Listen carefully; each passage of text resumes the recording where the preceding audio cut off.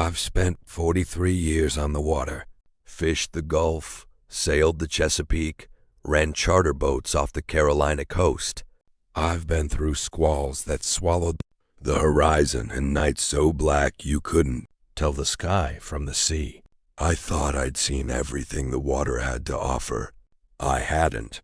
What happened to me on Carver's Reach, that little spit of rock and pine about 11 miles off the Maine coast, changed me in ways I still can't fully explain. I'm 64 years old. I don't scare easy, but I will tell you this.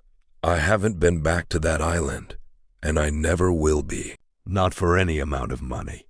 Not for anything. It was late August 4 years ago. I'd retired from commercial fishing the previous spring, sold my stake in the charter operation, and bought myself a second-hand sloop, a 32-foot Catalina. I named the Margaret after my late mother. My plan was simple. Spend the summer working my way up the New England coast. No schedule, no clients. Just me and the water, the way it used to be before everything became about profit and deadlines. I'd heard about Carver's Reach from an old harbor master in Rockland. He mentioned it offhand. Said it used to have a small fishing settlement back in the 50s. Maybe 8 or 10 families, a cannery operation. Said it had been abandoned since around 1962. I asked him why they left. He just shrugged. Said, people do. That was enough to make me curious. I'm the kind of man who gets interested in things other people walk away from. Always have been. I motored out on a Tuesday morning. Glassy calm, light fog sitting low on the water. The kind of morning that makes you feel like you're the only person left on Earth. I spotted the island around 10:30. Spruce trees, a rocky breakwater, and the rusted iron skeleton of what had been a small dock. I dropped anchor in a natural cove on the south side and rowed the dinghy in.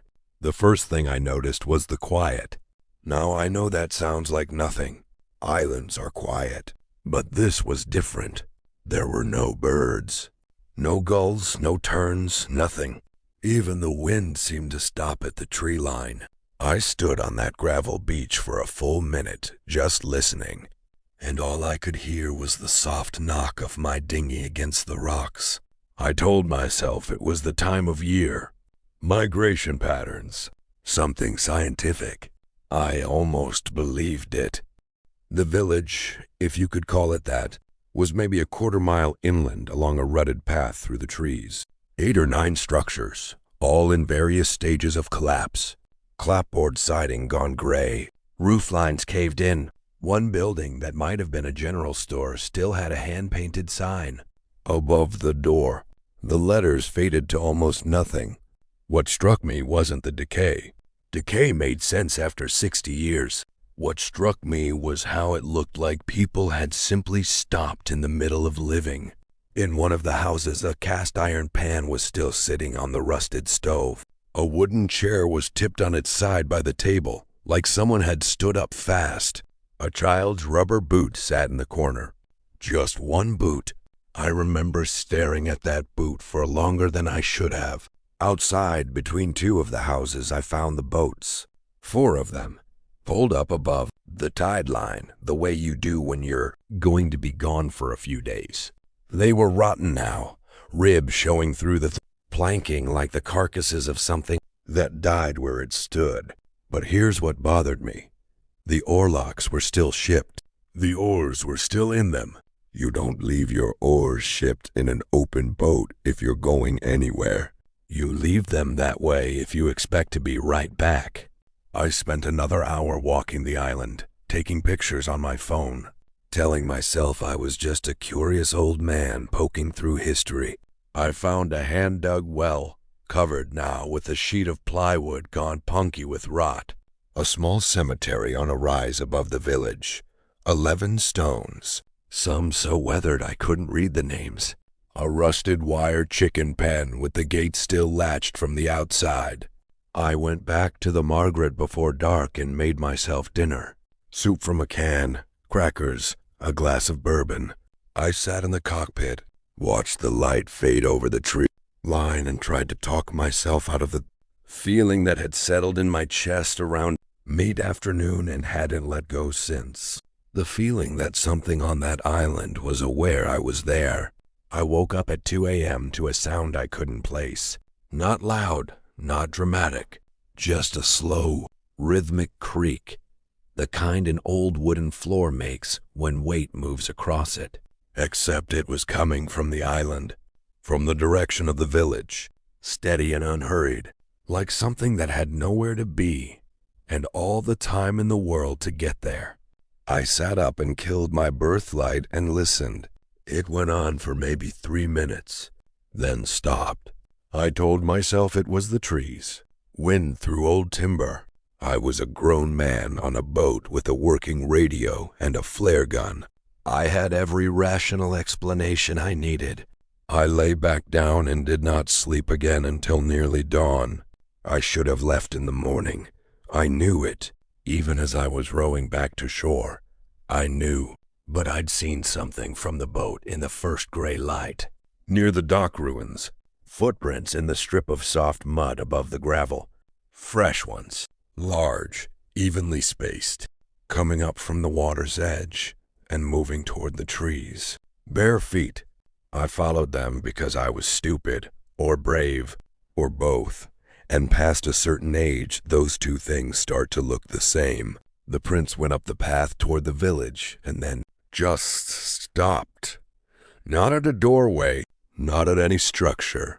Just stopped in the middle of the path, in a patch of bare dirt between the trees. I crouched down and looked at them for a long time. The mud was still slightly wet in the deepest part of the heel.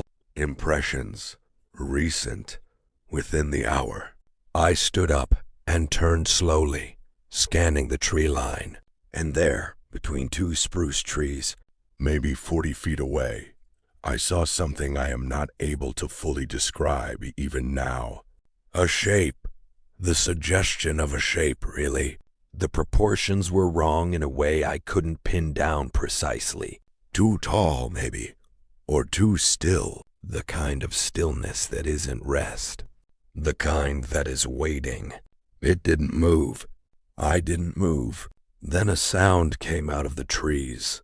Not a voice, not exactly, but something that had once learned how sound worked by watching other things make it. Low and patient and wrong in every frequency. I walked backward down that path without turning around. I did not run until I reached the beach. I rowed out to the Margaret so hard I snapped an oarlock, and I had the anchor up and the engine running before I was fully aboard. I didn't look back at the island until I was a mile offshore. Something was standing at the water's edge, just standing there, watching me go. Here's the part I haven't told anyone. When I got back to the harbor master in Rockland, I showed him the photos I'd taken in the village. He went through them quietly.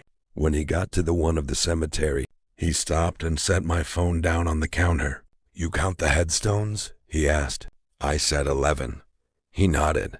1962 census had 23 people on that island, he said. Never found the other 12. He slid my phone back toward me and didn't say anything else. I've spent 4 years trying to figure out what that shape was in the trees. What made those sounds? What made those prints? What happened to 12 people on an island in 1962? I think some questions are designed to stay unanswered. I think some places remember who visited them. And I think whatever's on Carver's Reach is still out there right now, standing at the water's edge in the dark, still patient, still waiting, completely unbothered by the fact that no one is coming. That's what frightens me most. If this abandoned island horror story gave you chills, don't forget to like, subscribe, and share your own strange travel experience in the comments. Your story could be featured in a future video.